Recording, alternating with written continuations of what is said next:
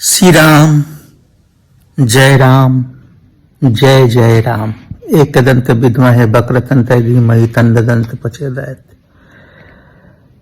ভগবান গীতায় 26টা লক্ষণের কথা বলেছে ষষ্ঠদশ অধ্যায়। গুণাতীত হয়ে যাও অর্জুন, ধরিত্রীতে থাকবে কিন্তু দৃষ্টি থাকবে আকাশে। আমাদের সবারই মূল ওপরে, কারণ বুদ্ধির যে তন্তু যখন সেটা নষ্ট হয়ে যায় তখন খিদে তৃষ্ণা সব চলে যায়, মানুষ পাগল ঘোষিত করে দেয়, চুপচাপ হয়ে যায়, মানুষ কি করছে না করছে কিচ্ছু জানে না। সেই জন্য বুদ্ধির তন্তুর সঙ্গে বুদ্ধি দেবে বলেছেন ভগবান, যে আমাকে ভজনা করে আমি তাকে বুদ্ধি যোগ দিই। এই ভগবানের ভজনা করা, দেহ তো মাটিতে থাকবে কিন্তু হৃদয় আর মন থাকবে উপরে, এটাই উপদেশ দিয়েছেন। 26টা লক্ষণের মধ্যে আমি সবটা নিয়ে ভাঙবো না, চেষ্টা করব কিছু গুরুদেবের কথা অনুযায়ী বলতে। প্রথম কথাই বলেছে অভয়। শিশু যেরকম মা থাকলে কাউকে ভয় পায় না, সেরকম অভয়তে চলে যাওয়া। শুদ্ধতা পবিত্রতা, আমরা পবিত্র শুদ্ধতার মধ্যেই পূজা করি।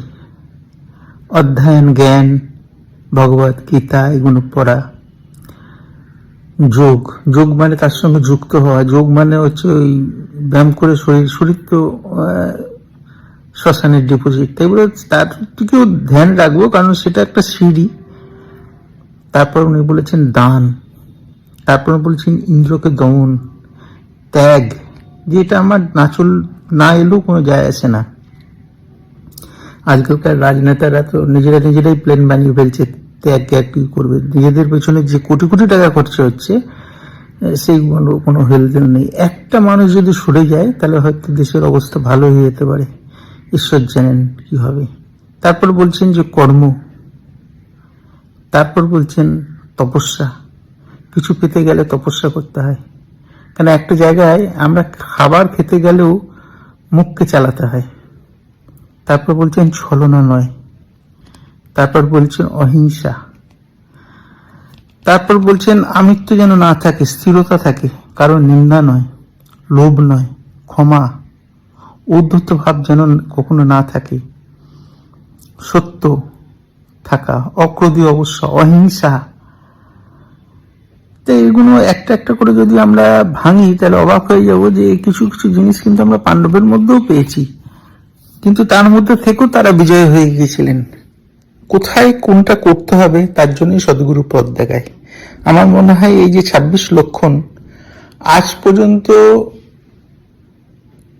এর ব্যাখ্যা হয় শঙ্করাচার্যদের কথা আমি বলছি না, 4 শঙ্করাচার্যকে আমি খুবই শ্রদ্ধা করি, মহাপুরুষদের উপরই তাদেরই দেওয়া পথ ধরেই আমরা চলছি। আমরা এমপ্লয়ি বেদব্যাসের, তাই এটা আপনাদের জানালাম। আর দেখবেন একটা ঘোড়া আছে, ভগবান শ্রীকৃষ্ণ যে ঘোড়ার উপর সারথি হয়েছে আর কি, সেই ঘোড়াটার 3টে পা, একটা পা উঠে আছে। তাই আমাদের মনটাকে তুলে রাখতে হবে ভগবানের সঙ্গে মিলনের জন্য, তবেই জীবন জনম সার্থক হবে। ভারতের অনেক উন্নতি হোক, কিন্তু হবে কি করে?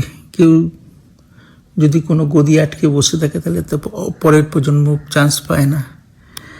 আর যে অবস্থা দিয়ে আমাদের দেশ চলছে, সত্যি আমাদের তো খুব হিতৈষী রাশিয়া, তারা কষ্ট পাচ্ছে, যার জন্য ভারতের জনগণের কাছে অ্যাপিল করেছে। আমি কোনো পার্টি সমর্থক নই, তবে তার সঙ্গে জানি জন্মভূমি আমার, এটা ক্ষতিগ্রস্ত দেখে কষ্ট হচ্ছে। সকলের মঙ্গল নিশ্চয়ই হবে, ভগবান নিশ্চয়ই পথ দেখাবে। একটা ভালো বাংলায় একটা বিরাট পরিবর্তন এসছে। আমরা বাংলায় জয় বাংলা গেছে একটু চোখে দেখতে পাচ্ছি।